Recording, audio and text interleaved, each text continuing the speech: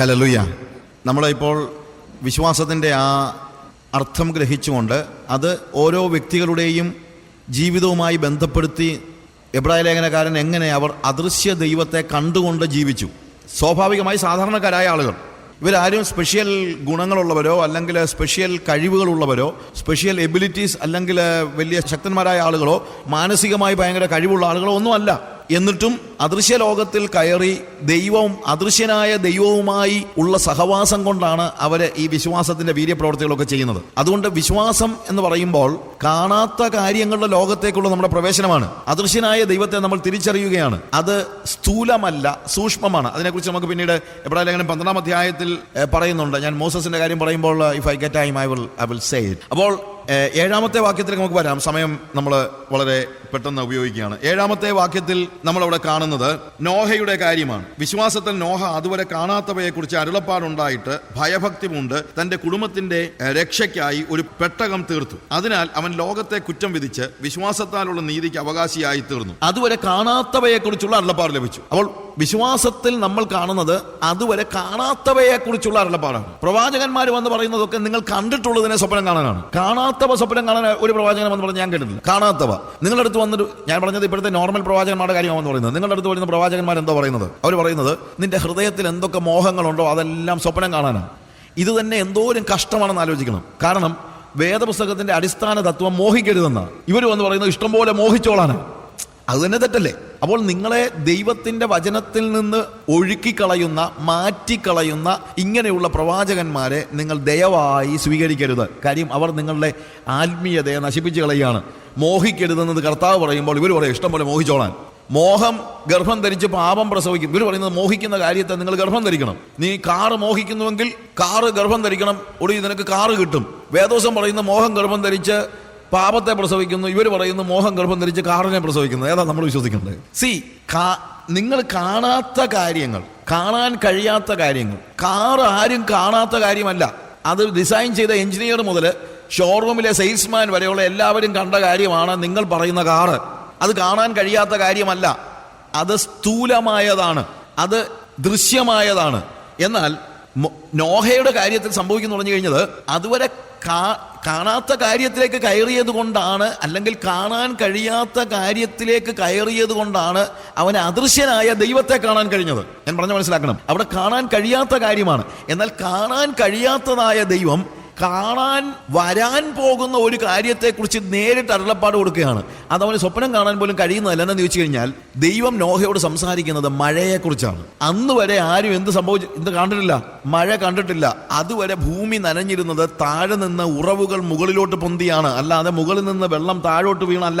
അതുകൊണ്ട് മഴ കണ്ടിട്ടില്ലാത്ത ഒരു തലമുറയിൽ, അതിൽ മഴ കണ്ടിട്ടില്ലാത്ത, അന്ന് വരെ മഴ ആരും കണ്ടിട്ടില്ലാത്ത, ചരിത്രത്തിൽ ഒരിക്കലും കണ്ടിട്ടില്ലാത്ത ഒരു സാധനം മഴ, അതിനെക്കുറിച്ച് അരുളപ്പാട് ലഭിച്ചു.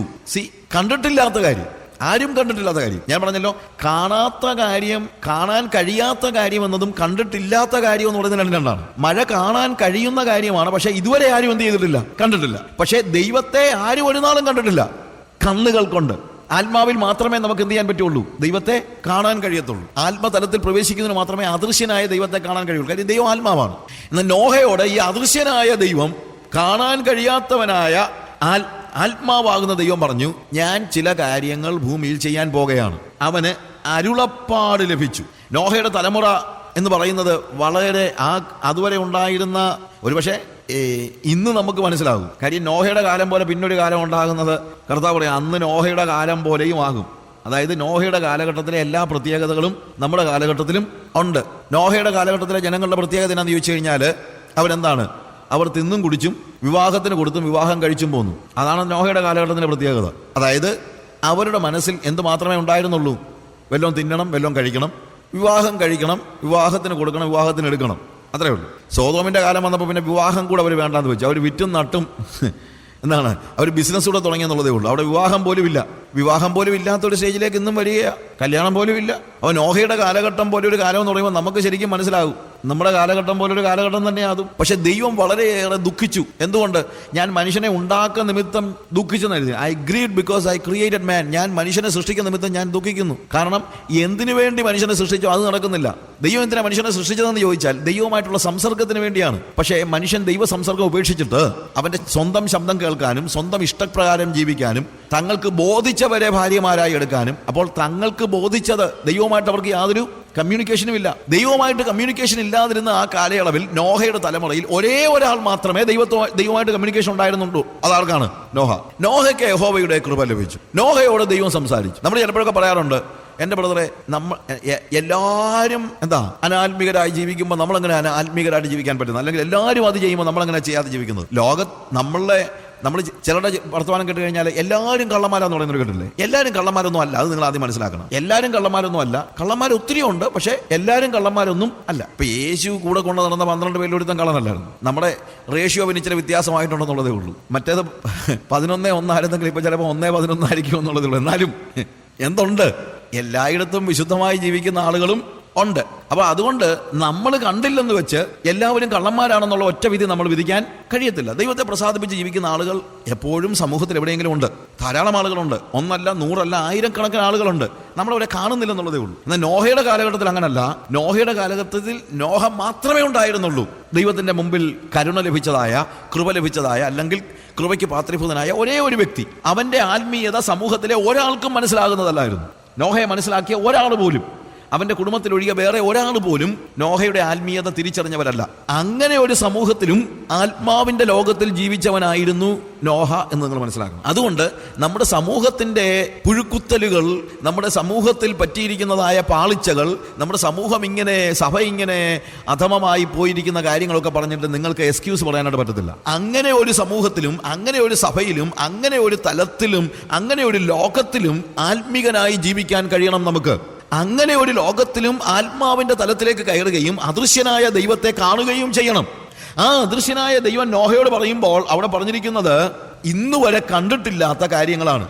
മഴ പെയ്യാൻ പോകുന്നു, മഴ പെയ്തു കഴിഞ്ഞാൽ ലോകത്തെ മുഴുവൻ ദൈവം നശിപ്പിക്കാൻ പോകുന്നു, നീ ഒരു പെട്ടകം പണിയുക എന്ന് പറയുകയാണ്.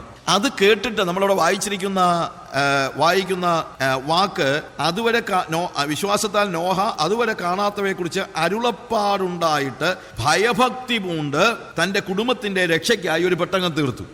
അതുവരെ കാണാത്ത കാര്യങ്ങളെക്കുറിച്ച് അരുളപ്പാടുണ്ടായി. അതാണ് വാസ്തവത്തിൽ വിശ്വാസ ജീവിതത്തിന്റെ ഏറ്റവും പ്രഥമമായ പടി. When you are living by faith, വിശ്വാസത്താൽ ജീവിക്കാൻ തുടങ്ങുമ്പോൾ നിങ്ങൾക്കുണ്ടാകുന്നത് ദൈവശബ്ദം കേൾക്കാനുള്ള പ്രത്യേക കാതുകളാണ്. You start hearing the voice of God. ദൈവത്തിന്റെ ശബ്ദം നിങ്ങൾ കേൾക്കാൻ തുടങ്ങും. ദൈവത്തിന്റെ അരുളപ്പാടുകൾ കേൾക്കാൻ തുടങ്ങും. നോഹ വിശ്വാസത്തിന്റെ ജീവിതം, അദൃശ്യ ലോകത്തിലെ ദൈവത്തെ കാണാൻ അവൻ ഇറങ്ങി പുറപ്പെട്ടപ്പോൾ അവൻ ദൈവത്തെ കാണുകയും ദൈവത്തിന്റെ ശബ്ദം കേൾക്കുകയും ചെയ്തു. വിശ്വാസം എന്നത് ദൈവത്തിന്റെ ശബ്ദം കേൾക്കുന്നതാണ്, ദൈവത്തെ കാണുന്നതാണ്. അത് വെറും ശബ്ദം, ഒരു ഒച്ച കേൾക്കുന്നതല്ല, സ്പെസിഫിക് ആയിട്ടുള്ള ശബ്ദം കേൾക്കുന്നതാണ്. ദൈവം കൽപ്പിക്കുന്നത് കേൾക്കുന്നതാണ്. അരുളപ്പാടെന്ന് പറയുമ്പോഴത്തേക്ക് ശബ്ദമല്ല. അരുളപ്പാടെന്ന് പറയുന്നത് ഒരു ടോക്കാണ്, മീനിങ് ഫുൾ ടോക്കാണ്, ഒരു മീനിങ് ഫുൾ ടോക്ക്. അല്ലാത്ത കാര്യങ്ങൾക്ക് അത് വലിയ അർത്ഥമൊന്നുമില്ല. ചിലപ്പോൾ ആളുകൾ പറയും, ഞാൻ കണ്ണടച്ചപ്പോൾ വലിയൊരു പ്രകാശം മിന്നി മറയുന്നത് കണ്ടു. കുഴപ്പമില്ല, പ്രകാശം മിന്നി മറഞ്ഞോട്ടെ. പക്ഷേ അതിനകത്തുനിന്ന് നിങ്ങളോട് ദൈവം എന്താണ് സംസാരിച്ചത്? ദൈവം സംസാരിക്കാതെ ഒരു കാഴ്ച കണ്ടെന്ന് പറഞ്ഞിട്ട് എന്താ അർത്ഥം? ഞാൻ വലിയൊരു കാഴ്ച കണ്ടു. എന്താണ് ദൈവം അതിൽ നിന്ന് സംസാരിച്ചതെന്നാണ് ചോദ്യം. കാഴ്ച കാണുന്ന അത്ര വലിയ ആനക്കാര്യമൊന്നുമല്ല. വാട്ട് ഗാഡ് ഹാസ് സ്പോക്കൺ, എന്താണ് സ്പോക്കൺ ടു യു, നിങ്ങളോട് എന്ത് സംസാരിച്ചു? ദൈവ ശബ്ദം എന്ന് പറയുന്നത് അരുളപ്പാടുകളാണ് പ്രിയമുള്ളവരെ. ദൈവം നിങ്ങളോട് എന്ത് കമാൻഡ് ചെയ്തു, എങ്ങനെ ജീവിക്കാൻ പറഞ്ഞു, എന്ത് ചേഞ്ച് നിങ്ങൾക്കുണ്ടാവുന്നു? ദൈവ ശബ്ദം നിങ്ങൾ എന്താണ് അതിൽ നിന്ന് നിങ്ങൾ മനസ്സിലാക്കിയത്? ഞാൻ പറഞ്ഞ മനസ്സിലാക്കണം. പല സമയത്ത് നമ്മൾ കേൾക്കുന്നതാണല്ലോ അല്ലേ? ഒരു വെളിച്ചം അടിക്കുന്നത് കണ്ടു, ഒരു വെട്ടം ഇങ്ങനെ പോകുന്നത് കണ്ടു, അല്ലെങ്കിൽ ഇതൊക്കെ പറഞ്ഞ് ഞാനതിനെ കുറ്റം പറയുന്നൊന്നുമല്ല. പക്ഷേ അതുകൊണ്ടൊന്നും നമ്മൾ ആത്മാവിൻ്റെ ലോകത്തിലേക്ക് കയറിയെന്ന് പറയാൻ പറ്റത്തില്ല. ആത്മാവിൻ്റെ ലോകത്തിൽ കയറിയാൽ നമ്മൾ ദൈവത്തെ കാണുകയും ദൈവത്തിൻ്റെ പ്രകാശത്തിൽ അവൻ്റെ ശബ്ദം കേൾക്കുകയുമാണ്. അതുവരെ കാണാത്ത കാര്യത്തെക്കുറിച്ച് അവന് അരുളപ്പാട് ലഭിച്ചു. അരുളപ്പാട് ലഭിച്ചതെന്താണ്?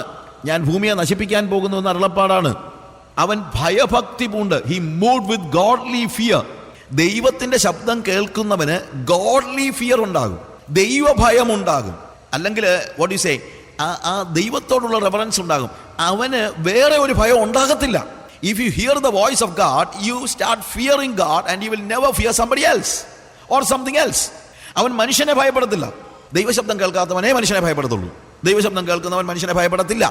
എന്താണ് മനുഷ്യനെ ഭയപ്പെടുക എന്ന് പറഞ്ഞു കഴിഞ്ഞാൽ? മനുഷ്യനെ ഭയപ്പെടുക എന്ന് പറഞ്ഞു കഴിഞ്ഞാൽ മാനുഷികമായ എല്ലാത്തിനെയും ഭയപ്പെടുക എന്നുള്ളതാണ്.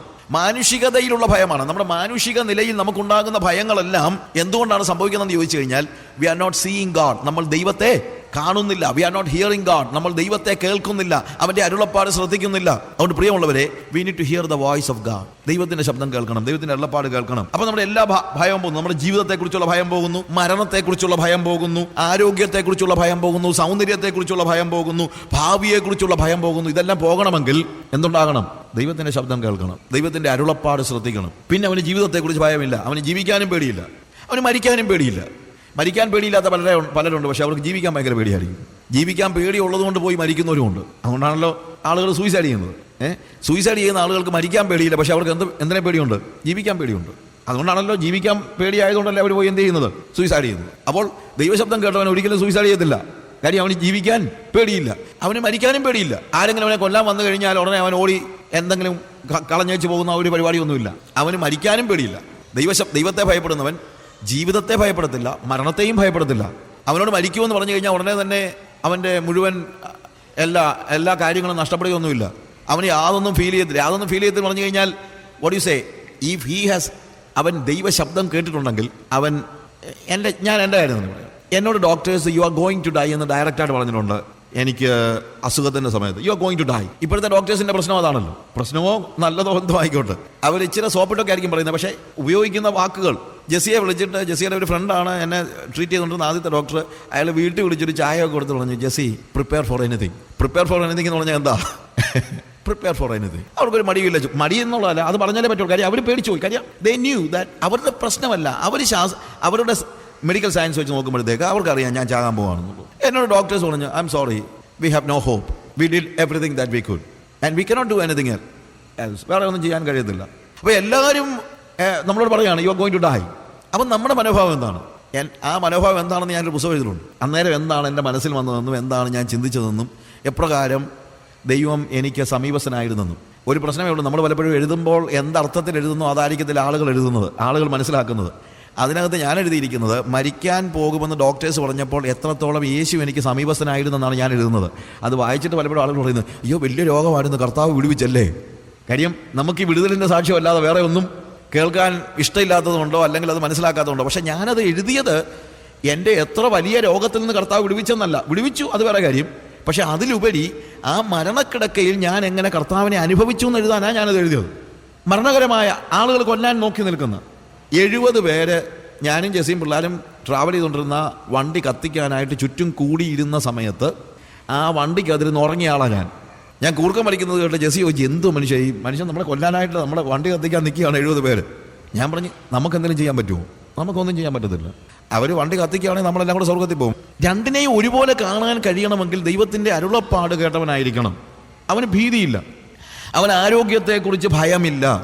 ഇന്ന് മനുഷ്യൻ ജീവിക്കുന്ന നല്ലൊരു ശതമാനം ആളുകളും ആരോഗ്യത്തെ ഭയപ്പെട്ട, മരുന്ന് കഴിക്കുന്നതിനൊന്നും ഞാനിതിലൊന്നുമല്ല, പക്ഷേ അങ്ങനെ അങ്ങ് പേടിയല്ലേ മനുഷ്യന്. നമ്മുടെ നല്ലൊരു ശതമാനം രോഗങ്ങളുടെയും കാരണം ആരോഗ്യത്തെക്കുറിച്ചുള്ള പേടിയാണ്. പല രോഗങ്ങളും വരുത്തി വെക്കുന്നത് ആരോഗ്യത്തെക്കുറിച്ചുള്ള പേടിയാണ്. ചാകുമെന്നുള്ള പേടിയാണ് പല ആളുകൾക്ക്.